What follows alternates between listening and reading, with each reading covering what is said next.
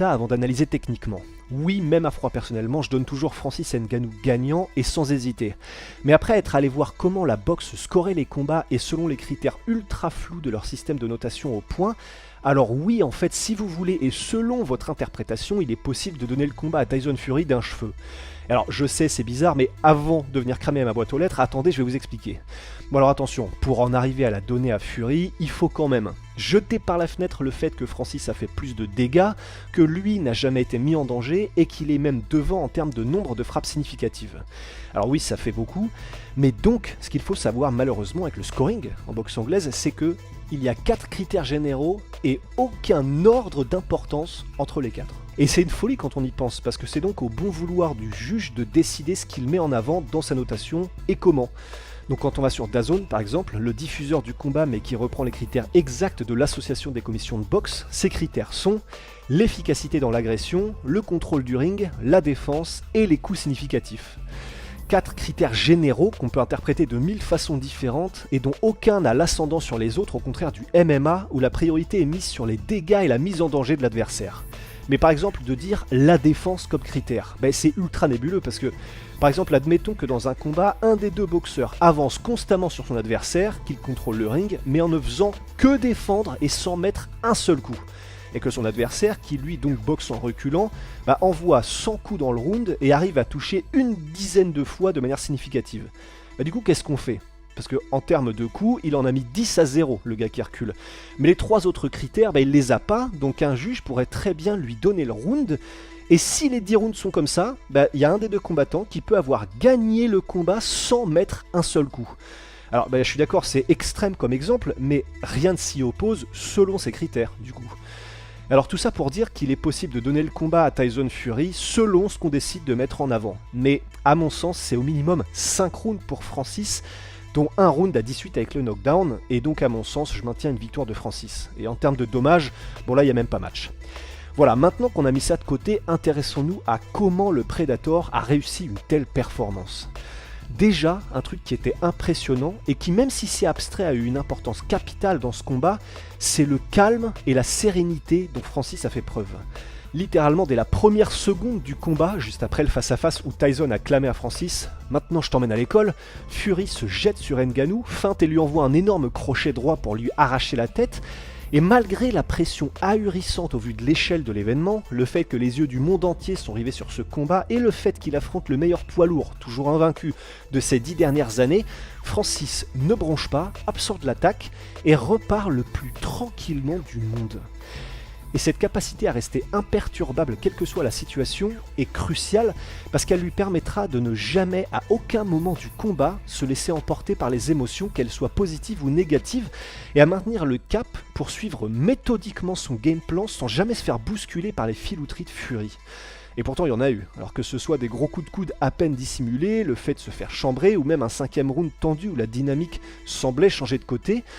Dans ces moments-là, si le doute s'installe ou que les émotions négatives prennent le pas, ça peut être le début de la fin et accélérer la catastrophe parce que vous commencez à surréagir aux feintes de jab quand vous en avez pris quelques bons, vous avez envie de vous précipiter pour essayer de lui rendre le coup que vous avez pris parce que vous voulez empêcher que l'adversaire prenne confiance.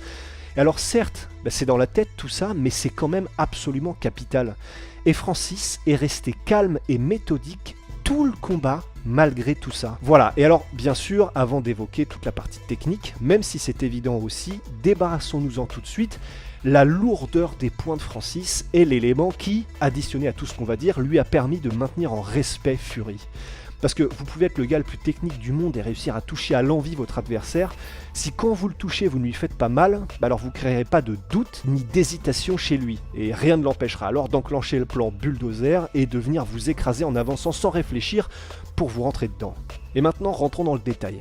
Alors déjà, pendant tout le combat, Francis aura bougé à l'économie, n'essayant même pas vraiment de cadrer Fury, restant à distance et suivant tranquillement les déplacements de l'anglais sans jamais s'agiter ni se bousculer. Il ne sera jamais inquiété de rester à longue distance contre Tyson, faisant confiance à ses contres et à ses explosions pour réussir à le toucher. Il aura donc eu l'énorme avantage de ne pas avoir à dépenser trop d'énergie pour le chasser ou lui courir après. Il y a eu peu de sautillements plus que nécessaire, peu de mouvements superflus, des mouvements légers de tête et de buste pour ne jamais présenter non plus une cible statique, mais le strict minimum, ce qui lui permettra de se fatiguer au minimum et d'être capable d'arriver relativement frais et dispo au 10e round, relativement, après avoir trouvé un second souffle.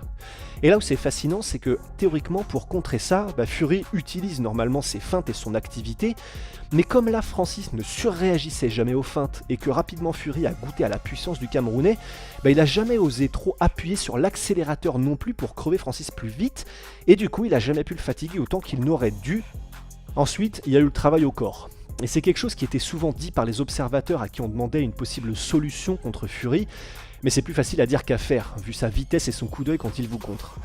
Et pourtant, dès les premières secondes et pendant tout le combat, Francis installe des jabs et des directs, notamment au corps, qui non seulement scorent des points, mais font mal et creusent le cardio de l'adversaire au fur et à mesure.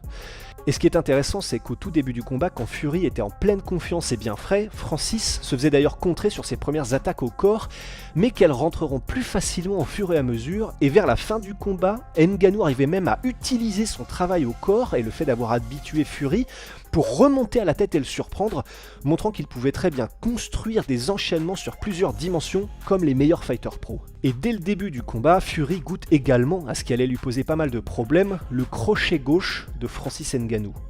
Souvent mis en contre de la part du Predator, cette arme, avec un bon timing, une bonne distance et des points en plomb, est très vite dissuasive. Et c'est exactement ce qui va se passer, puisque rien que ce crochet fera douter Fury et fera partie des outils qui le feront réfléchir à deux fois avant de... Comme la confiance est extrêmement importante en combat parce qu'elle peut vous donner une demi-seconde d'avance ou de retard dans un échange en fonction du degré d'hésitation, ça peut faire la différence entre un KO ou non au plus haut niveau.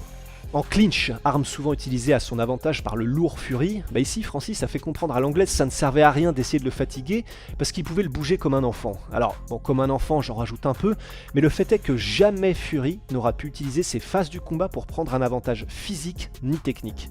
Et tout simplement parce que Francis est un tronc d'arbre et que son calme et sa méthode ont empêché tout débordement dans ce domaine tout au long du combat. Défensivement, on aura eu un Francis assez impressionnant dans ses réflexes, ses automatismes et sa posture. Et il aura finalement pris assez peu de coups clean, durs ou propres par Fury. Ici on le voit parer un jab, ici l'esquiver d'un retrait du buste, et tout au long du combat, l'anglais aura eu énormément de mal à verrouiller Francis avec efficacité. Soit Francis roulait avec les coups, soit il parait, soit il esquivait, soit il contrait, et tout ça avec un rythme un peu étrange, où t'as pas l'impression qu'il est super vif, mais dans sa manière de se tenir et dans ses mouvements, ça rendait la cible difficile à trouver pour le champion de boxe poids lourd. Son 1-2 passera quand même quelques fois, dont une sur le menton au premier round, mais le reste du temps, à part le jab, la défense de Francis empêchera Fury de construire quoi que ce soit sur les 10 rounds. Et d'ailleurs, le menton de Francis est à mentionner aussi, parce qu'il a quand même pris quelques coups qui auraient pu faire tomber d'autres combattants, mais il les a encaissés sans même broncher. Et c'est en additionnant sa défense et son crochet gauche en contre que Francis met d'ailleurs le knockdown magnifique au 3e round. Tyson tente un petit crochet de distraction suivi d'un direct arrière, mais Francis bloque le premier et contre le second avec son crochet et un super timing, et Tyson était envoyé au tapis pour la 7e fois de sa carrière. Qu'il soit en garde de gaucher ou de droitier, la main arrière de Francis était toujours collée à sa joue pour éviter de se faire surprendre par un crochet de Tyson d'ailleurs. En termes d'attaque, son double jab à Francis suivi du bras arrière aura très bien fonctionné tout au long du combat.